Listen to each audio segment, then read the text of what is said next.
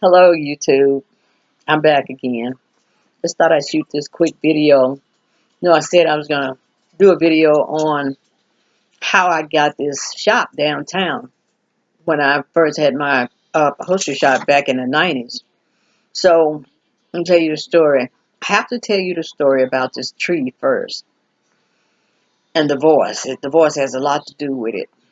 So, okay, my youngest son and I were living together in an apartment complex, and real nice gated community. So we were we always would leave the apartment, and you had to walk a path down a path to get to your parking area. But the path had a tree that was in the middle of the path, and you had to go around the tree. I thought it was so silly. You had to get off the path and go around this tree, and then get back on the path.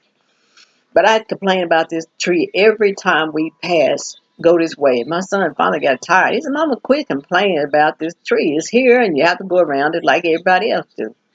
So I would, but I couldn't help it. I'd complain in the morning when we go out, and I'd complain in the evening when we came in. But this particular morning, we were walking, going to the car, and the tree was gone. It was just like, I mean, God, the tree was just gone because it was there that afternoon when we came in. But this morning, that tree was gone. And I said, what in the world happened to the tree? And we both looked, and I looked on the ground, and I was on the ground patting and trying to find the root of the tree, but the ground was not disturbed. So I was strange, and my son said, "Mama, get up, get up. You look like a dope fiend. Get up off the ground." And I laughed, and I got up. But that tree was gone. So anyway, I went on to the shop, and he went on to school. I think his first year in college or something. I had to take him. He had rode a bus to. I think he was going to North Texas. Yeah, he's going to North Texas, so he would catch a bus to North Texas. I believe that's the way it went. But anyway, I was working in this shop in Oak Cliff, and I was paying this man rent off of every job I did. I'd pay him a percentage off it. But I was at this time I was doing work for this man who had a store on the outskirts of Dallas in the industrial area. So he had asked me to come and pick up a whole lot of furniture. I mean, we had made 2 trips in a van. It was a lot of furniture. So we picked up the furniture and placed it in this shop. Well, let's call this boy, this man, let's call him Jerry. Okay, his name is Jerry. Let's give him the name Jerry. So we went to Jerry's shop and placed the furniture in there. But Jerry and I drank a lot. He drank rum and coke, and I would drink gin, or sometimes I drank a whiskey. But gin was my favorite at this time, so I was drinking gin. We ran out of alcohol, so we decided to go back across the bridge, and we had to go across the bridge to get liquor. So we went back to the liquor store. But while we were driving, we got in a big argument. I'm halfway drunk driving, but I mean, I was high. I wasn't drunk, but we started a big argument, and the argument got real bad, and I wanted to just wreck the van and kill him. That's just how bad the argument was. But when we got to the liquor store, he gets out of the van and slams the door and tell me, he said, just let me out. So he gets out and slams the door. When he gets out and go in the liquor store, I drive off and leave him there. So I drive on back to his shop. And I guess about 20 minutes later, he had thumbed a ride and got back to the shop. And I knew the fight was going to continue. So the fight did continue, and it got physical. And he literally put me out of his shop. He drugged me out of his shop and took his key off the key ring. But before he actually put me out, while he was putting me out, he said he was going to report to the comptroller that I wasn't paying my sales tax and I was cheating on it. In fact, that's what I was doing. I had got with this guy that was from Poland. He had showed me how to do the math where you don't, if you haven't collected taxes, it would look like you had collected. So that's what I was doing. And he said, Jerry said he was going to report it. And he said, I'm going to report it today. You just watch and see. You get your ass out of here and blah, blah, blah. It was, I think one of his workers had broken up the fight because he really could have hurt me. But I went on, got in my van anyway, and I was driving on back to the apartment. And while I was driving, it dawned on me, I got all this man's furniture uh, from this store, and I don't have a place to work. And I started crying while I was driving. and I made it home okay.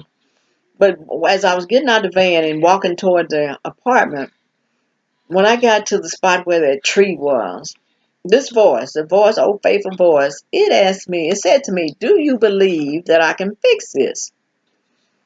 And all I could say was, "Yes, Lord," because this was something that I couldn't fix. It had gotten out of hand because of my drinking and whatever, the fight we had. It had gotten out of hand, and he had put me out of the shop.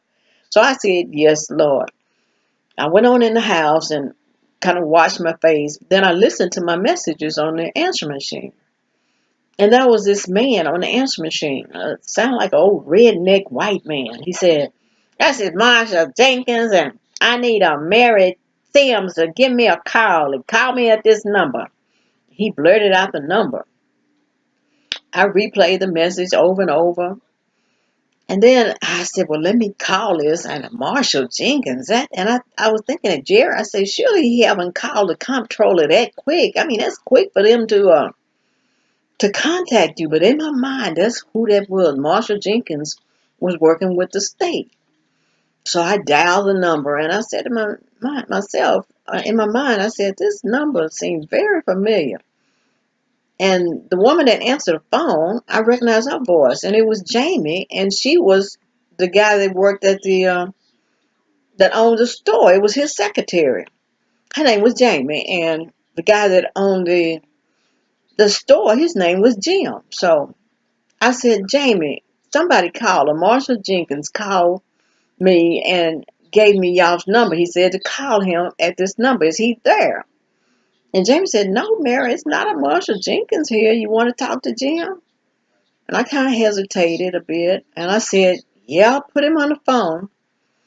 And I just didn't know what I was going to say to Jim, but I didn't want to tell him the fight that Jerry and I had had. But in my mind, Marshall Jenkins from the state comptroller was down there, and I was in trouble. And I was a mess how my mind was going. It probably had something to do with the alcohol and just me being upset. But anyway, Jim came on the phone, and he was all cheerful. "How you doing, Mary? And how's the furniture going? I know you just picked it up, but when will it be ready?" And I told him, I said, "It'll be ready soon.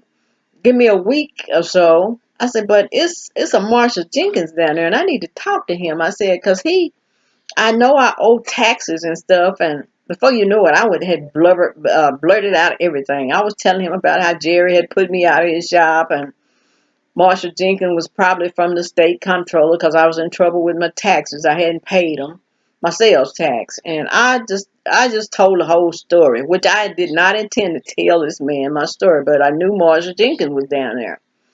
So Jim finally said, Mary, slow down, slow down. There's not a Marshall Jenkins here. I don't know what came over me, but something made me pretend to be Marshall Jenkins. I was just playing a joke on you. I really fooled you, didn't I?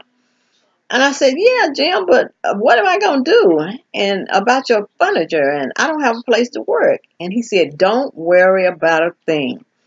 I got some buildings on this street where my store is, and I'll let you have one of them, and you could set up shop in there, and you don't have to pay rent for a while till you get on your feet. And don't worry about a thing. I'll have a truck to come over there and pick up everything, all the furniture and your equipment, and we'll have you set up in a shop in one of these buildings." And I was just flabbergasted. I said, "What?" He said, "Yeah, don't worry about a thing. Do you know, by that Monday, I was set up in a whole new shop near the outskirts in the industrial area of Dallas, and I was set up in business."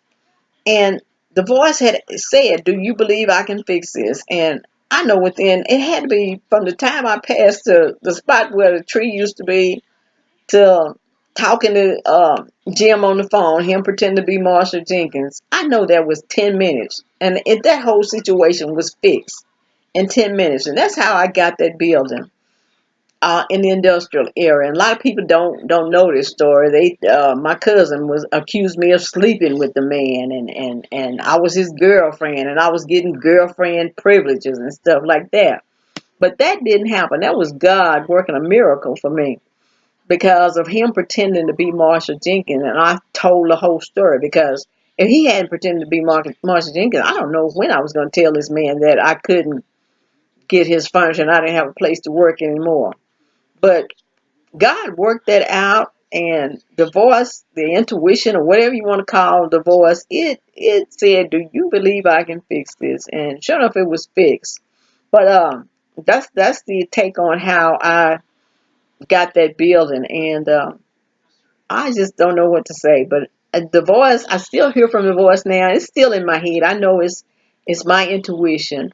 But what we do, we go down memory lane, and that's why I had to come and do this video. It's a little late and it's dark. I know this is not the clearest video, but I was thinking about it. It was laying heavy on my heart. I said, let me do this big, quick video about how the voice had asked me, do you believe I can fix this? And it fixed it that quick. And that tree, for that tree to disappear like that, it's kind of like in the Bible when it says, say unto this mountain, be thou removed and cast into the sea. And this tree offended me, and I cursed that tree, and that tree was gone. But to this day, I don't know where that tree went, because I don't know how they could cut down a tree from one evening till the next morning. That don't make sense, because we would have heard some sawing or something. We didn't hear nothing, and the ground wasn't disturbed or nothing. It's just like the tree was never there. Sometimes my son and I, we talk about that tree. He said, Mama, that's a mystery. I don't understand nothing about how that tree disappeared. Or maybe the tree was never there. And I said, I know the tree was there because the tree offended me. But anyway, I'm going to get ready to get off of here. But that's another nugget that I got from the voice. And I'll come back with you with some more nuggets. That's what I'm going to start calling them, nuggets. That's what it is. I had been saying tidbits, but that was another nugget that I had received from heaven. But that's how I got that shop. And I stayed there a pretty good while. I mean, I stayed in that building, then I got another building. But he didn't charge me rent for almost a year, and I was able to save some money. And that was a real blessing for me to get back on my feet. But anyway, I will talk to you later, YouTube. Don't forget to subscribe, like, and share. I'll talk to you later. Bye.